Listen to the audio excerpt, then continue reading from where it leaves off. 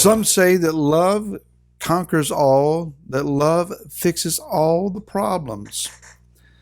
Sometimes love causes problems. Hi, this is Barry Phillips with 10 Minute Torah, day number 5 of the Torah portion, Vayetzi, and he went out. Let's go over now to Bereshit, Genesis chapter number 29, and verse 10 and following says, And it came to be when Yaakov saw Rachel, the daughter of Laban, his mother's brother, and the sheep of Laban, his mother's brother, Yaakov went near and rolled the stone from the well's mouth and watered the flock of Laban, his mother's brother. 3 times is clarified this man is his uncle, his mother's brother. Yaakov kissed Rachel, that's very forward of him, kissed Rachel and lifted up his voice and wept. That must have been some kiss. And when Yaakov told Rachel that he was her father's relative and that he was Rivka's son, she ran and told her father. And it came to be when Laban heard the report about Yaakov, his sister's son, that he ran to meet him and embraced him and kissed him and brought him to the house. And then he told Laban all these matters. Forgive me for reading in a little humor into the Torah, but I just find these events to be a little head scratching and wondering why did they do it exactly that way. Here's something I'm thinking about. The last time Laban saw someone coming from this region of Beersheba, it was the servant of Abraham with 10 camels and a load of goods and benefits and gifts that made them perhaps wealthy for a period of time. And maybe he went out expecting a string of camels and goods and gifts and money. What he sees is one man. What he sees is someone without a title deed in his hand, detailing how that he is to receive all of his father's, or a double portion of his father's wealth. What he sees is just a man. And by estimation here, Yaakov doesn't have any money with him, anything spectacular with him. He comes to visit, to see if there's a wife for him and his family's house. And so what Laban also sees is an opportunity to take advantage of the blessing that Yaakov has described. I received the Bekira. I have the Father's favor upon me. Well, this anointing, favor, special designation, let me use that to my own advantage. Now, here's the comparison that I make. You can disagree, you can contemplate it and think about it.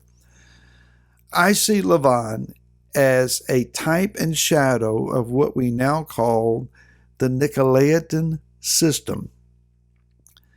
Yeshua hates the Nicolaitan system. He says so in the book of Revelation. The Nicolaitans were those who devised the hierarchy system of religious prestige. That is, they're the ones who began to describe a difference between clergy and laity. Those on the platform versus those on the main floor. Those who read, study, and know all about the Bible versus those who are coming every week to hear something new and exciting to take home and chew on for the rest of the week. The Nicolaitan system differentiates then between those who seem to have it and those who are trying to understand it. And Yah does not like that system because he sees us together. We're supposed to be together. We have shepherds, we have sheep, but they belong together. One guards and protects the other supplies and accompanies the other, but we're all together. We stay together. So the Nicolaitan system suggests to Yaakov, how are you going to earn your keep around here, and what is it that you're after?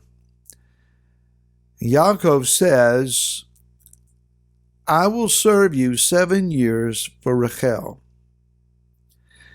Lavan is agreeable to this and to understand he is saying, let's help you earn the bride. And that's what the professional religious system does.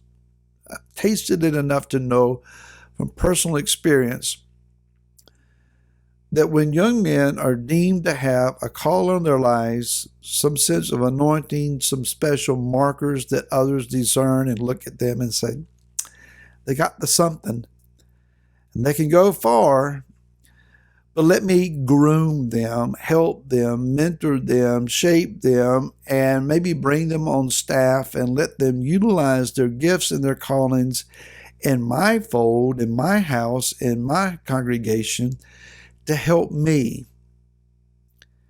And so, you ought to come over here and maybe be on staff with me at whatever the position might be. Come help me do my thing. They will use young men up, burn them out, lay them off, and get another one. It happens all the time. And it's not just in one particular brand or version. It's all across the board, everywhere. It happens in business. It happens in religion. It happens in sports and entertainment. It happens everywhere. Yaakov serves faithfully for 7 years, only to find out that the bride that he has earned, he's supposed to receive a bride, take a bride. He's been convinced you got to earn this bride. The one that he receives is not the one that he's been working for. Leah, the one that he actually ends up receiving, her name means one who is weary. He was after the shapely and beautiful sister, Rachel. That's the one that he wanted.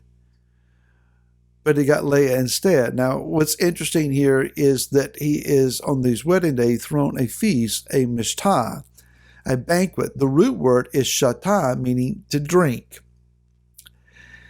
Maybe Lavan helped him to drink too much, so much that he failed to be rightly discerning as to who his marriage partner was in his tent. Not good. Most folks yearn to end up with Rachel. They want the beautiful, the lovely, the desirable, the attractive, the better personality. And what we often end up with, more times than not, is Leah, someone who is complex, someone who is distressed, someone who has inner issues.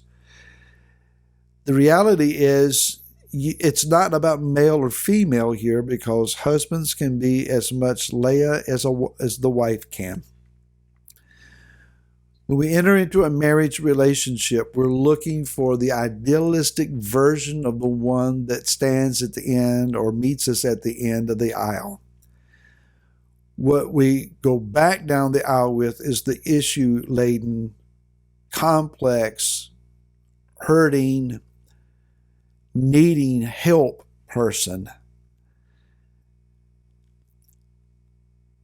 The reality is also both the beautiful, attractive, and the hurting, distressed individual. They're all wrapped in the same package. Both are initially barren, but both become fruitful. That's the hope, that both sides of our spouse and those that we relate with can become fruit-bearing, life-giving. And that's our job, to help them to do that. Shabbat shalom to you, to your family, to those who are sitting with you tonight at your table. If you're sitting by yourself, may the King himself sit with you. Meet together with those that you can study. May you find His presence real and joy fill your heart. Until next week, Shabbat Shalom.